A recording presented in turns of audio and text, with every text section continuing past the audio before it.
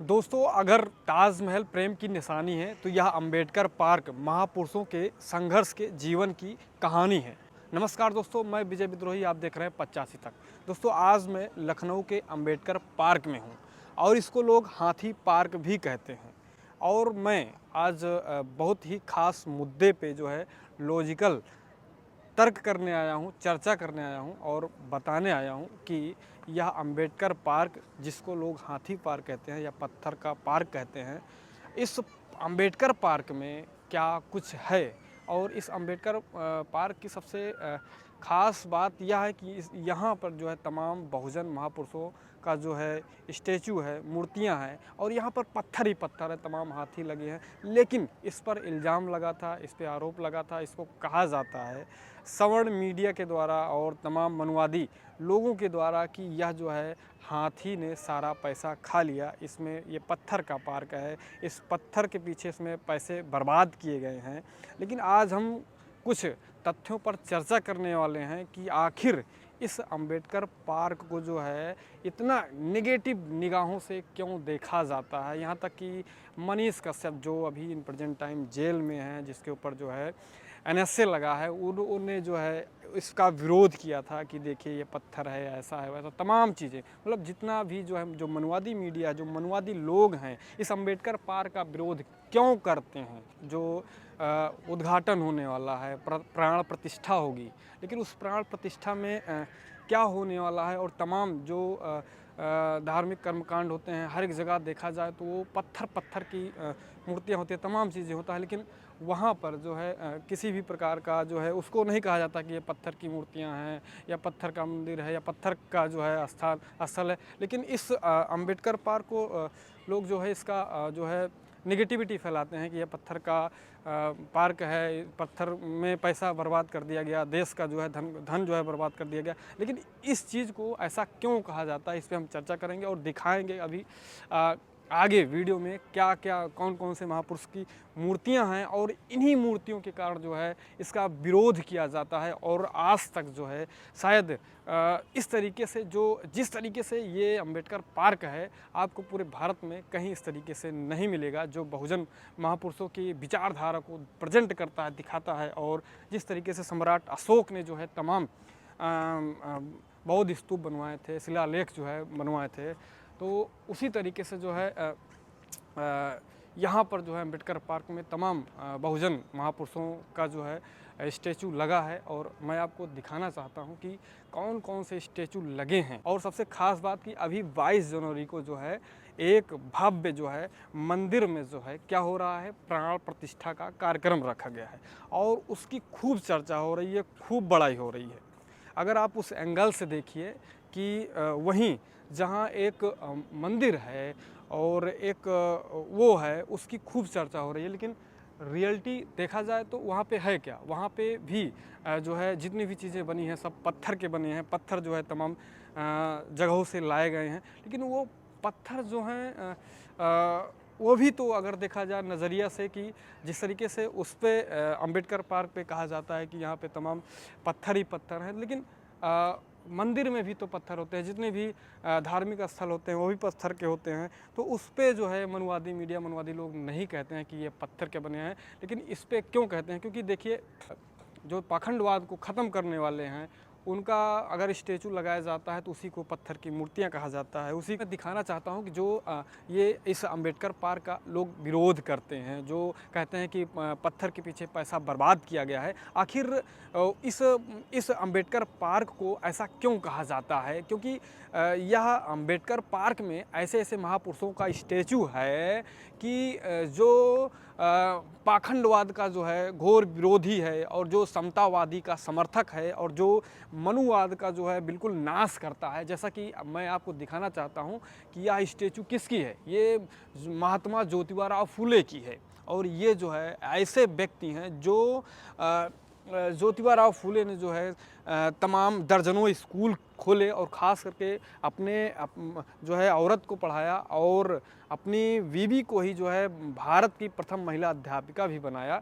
तो इसीलिए जो है कहा जाता है कि अंबेडकर पार्क जो है पत्थर लगे हुए हैं, पत्थर के पीछे पैसा बर्बाद किया गया। क्योंकि जो लोग शिक्षा के विरोधी हैं, जो लोग समता के विरोधी हैं, जो महिलाओं के विरोधी हैं, वही लोग ऐसा कहते हैं। जबकि इस पार्क में दिखाया गया है, बताया गया है कि हम लोगों को शिक्षा के प्रति जागरूक होना चाहिए। हमें जो है समानता, किसी भी जाति या लिंग के आधार पर किसी के साथ भेदभाव हमको नहीं करना चाहिए। महिलाओं को भी जिस तरीके से पुरुषों को जो अधिकार हैं वो महिलाओं को भी समान अधिकार होने चाहिए। क्योंकि ज्योतिबा राव फूले अपने पत्नी के साथ, माता सावित्रीबाई फूले के साथ जो है विद्यालय खोलने का कार्य किया था। इसीलिए जो है ज्योतिबा राव फूले का यहाँ पर स्टैचू है। लेकिन वहीं मनुवादी मीडिया, मनुवादी लोग कहते हैं कि ये क्या है, ये पत्थर का पार्क है। पत्थर का पार्क कह के इसको बदनाम, मतलब इतनी हे दृष्टि से देखा जाता है। लेकिन वहीं 22 जनवरी को जो प्रोग्राम होने वाला है उसमें प्राण प्रतिष्ठा होगा। प्राण प्रतिष्ठा में क्या करेंगे, उसमें प्राण डालेंगे। लेकिन उसकी एक प्रकार की जो है, मतलब उसका बहुत वाहवाही हो रही है, उसकी इतनी वाहवाही हो रही है, ऐसा लग रहा है कि दुनिया का सबसे सर्वश्रेष्ठ कार्य किया जा रहा है, सर्वश्रेष्ठ कार्य किया जा रहा है।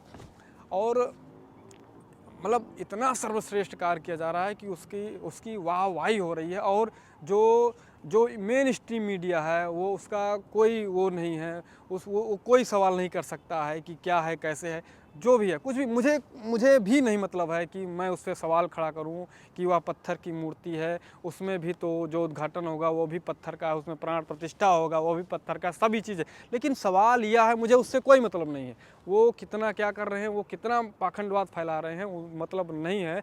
मतलब तो हमारा इस पे है कि जब अंबेडकर पार्क की मूर्तियां जो हैं, अंबेडकर पार्क जब पत्थर का पार्क हो सकता है तो वो सब इतना ज़्यादा पैसा खर्च होने वाला जो बन रहा है, जो बनेगा, जो उसका उद्घाटन होने वाला है, वो पत्थर का नहीं है तो क्या है या कैसे है, या उस पे फिर क्यों नहीं लोग सवाल खड़ा करते हैं। अगर तुम्हें ये चीज़ लगता है कि ये पत्थर का है, ये नुकसान कर रहा है, इस पर पैसा बर्बाद हो रहा है, तो वो भी तो पत्थर का ही है, तो उस पर क्यों नहीं कहते हैं। लेकिन इस पर इसलिए कहते हैं, जैसे मेरे सामने एक छत्रपति साहू जी महाराज का जो है स्टैचू है। छत्रपति साहू जी महाराज के द्वारा ही बाबा साहब जो है स्कॉलरशिप पाए हुए थे और वो विदेश में भी जाकर उनको पढ़ाई करने का अवसर मिला।